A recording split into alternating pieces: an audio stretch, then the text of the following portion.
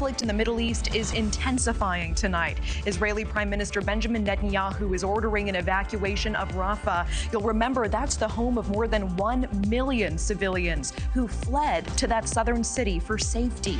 The question is, where can they go before the offensive begins? News Nation's Elina Shirazi live for us in D.C. tonight. Elina, what do we know about this impending ground invasion? Well, Natasha, conditions are worsening for people sheltering in Rafah. Now, with new Israeli evacuation orders, they have to pick up and leave like they did last month. But the question is, where will they go now? Israeli airstrikes bombarding the Gaza Strip today. One strike killing 5 and wounding 10 others in the central town of Deir al-Balah. In total, at least 44 people in the Gaza Strip were killed by Israeli airstrikes.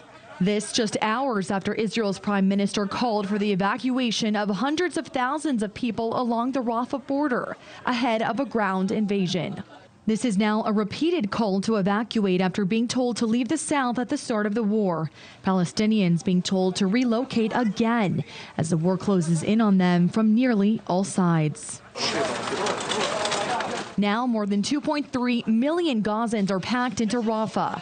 UNICEF warning that 600,000 children and families had already been displaced in Gaza, and it's unclear where they could go next. Meanwhile, Israel's defense forces releasing new video unveiling what they say are terrorist tunnels under Gaza City headquarters, the center of the UN Agency for Palestinian Refugees.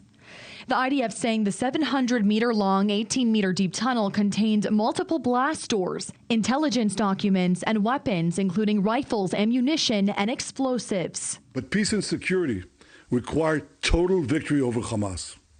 We cannot accept anything else.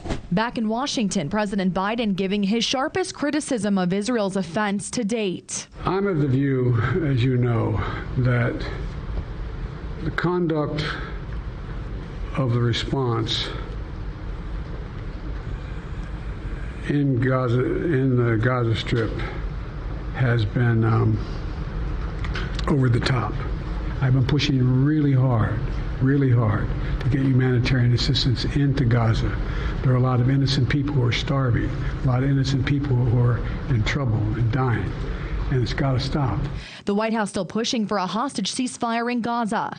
And meanwhile on Capitol Hill, senators working through the weekend on a $95 billion foreign aid bill that would provide funding to Israel and Ukraine. The Senate took the next step tonight towards passing the... And the White House is also ordering a human rights provision to be added to the $95 billion foreign aid bill.